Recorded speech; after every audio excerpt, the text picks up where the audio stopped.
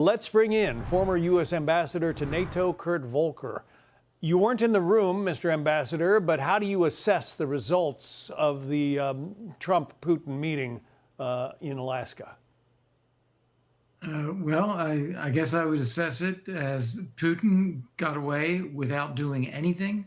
He got the red carpet treatment from President Trump. He did not agree to a ceasefire. He did not reduce any of his maximalist demands. He succeeded in changing the subject from being a ceasefire to now being a full agreement and a trilateral meeting with Zelensky. And he left without Trump even applying any additional sanctions or severe measures, such as President Trump said that he would. So I guess you call that Putin 1, Trump 0. Yeah, I was going to say, it sounds like you see the advantages all in Putin's court after what happened. Yeah, unfortunately. And remember, it was President Trump who was calling for the ceasefire. And he convinced President Zelensky to accept a ceasefire as is back in February and early March. And the Ukrainians have been ready for that for 6 months. The Russians continue to refuse a ceasefire. Now they want a full deal. And remember the details of what we just heard, which I've heard from other sources as well. What Putin is asking for is to continue to occupy all the territory that he currently occupies, and for Ukraine to withdraw from territory that Putin has been unable to conquer. And then that's for some promised ceasefire in the future. That is really not a very serious offer and not a very good deal. President Trump said there would be sanctions on Russia if they didn't agree to some kind of ceasefire, but they didn't do that. And then he said, well, we're not going to sanction them, at least not yet. Does that become a paper threat? Yeah, it does. And in the eyes of the Russians, in the eyes of the Ukrainians, and in the eyes of many, it really makes President Trump look very weak, that he's unwilling to follow through on his own deadlines, on his own statements as to what the consequences would be, and unable to obtain anything from Vladimir Putin. So Vladimir Putin invades Ukraine, kills tens of thousands of people, and says that he wants Donetsk and Luhansk, and as you say, wants the Ukrainians to bail out of some of the other areas that they've been trying to defend. That would be a pretty good result for him if the Ukrainians were to agree to it.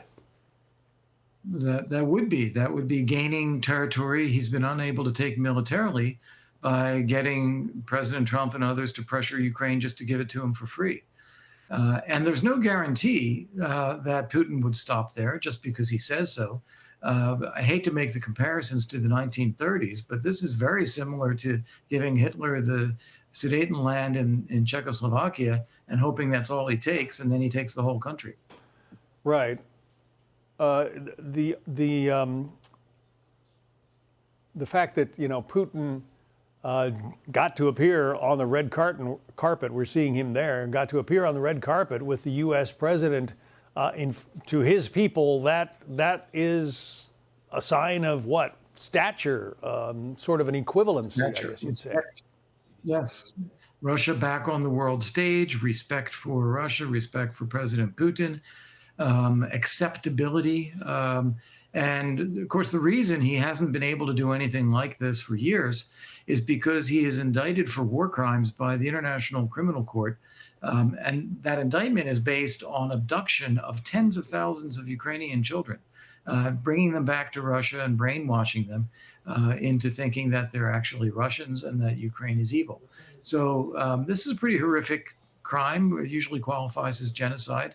And that's why he's under indictment by the ICC. And we obviously are not a signatory. We don't have obligations under the ICC.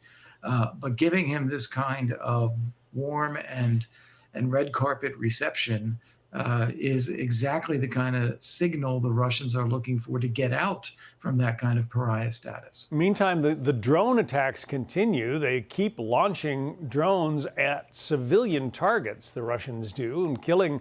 President Trump says he wants the killing to stop, and that's an admirable goal, but the Russians are the ones doing the killing. That's right. There was a very cynical comment that Putin made just before the meeting. he praised President Trump, faint praise, by saying that he is engaged in energetic and sincere efforts to end the war.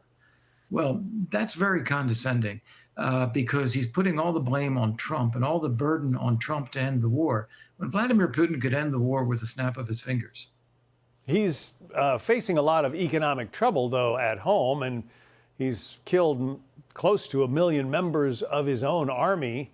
The Russians have to be feeling the impact of all this economically, as well as, just from a reproductive standpoint in their country.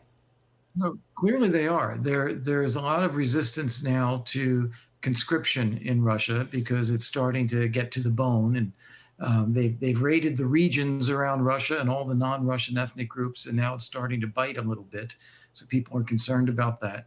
Inflation, we don't get reliable numbers from Russia, but good guesses are at least 20%.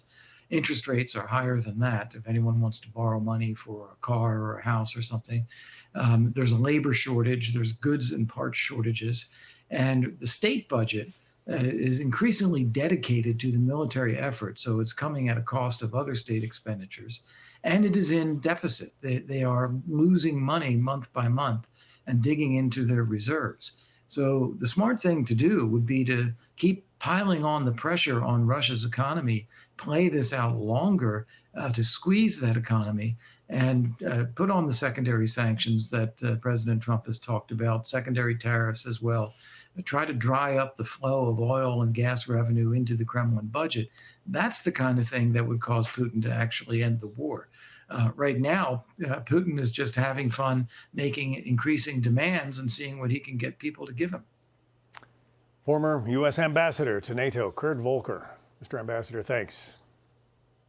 My pleasure. Thank you. Click here to subscribe to the Fox News YouTube page to catch our hottest interviews and most compelling analysis. You won't get it anywhere else.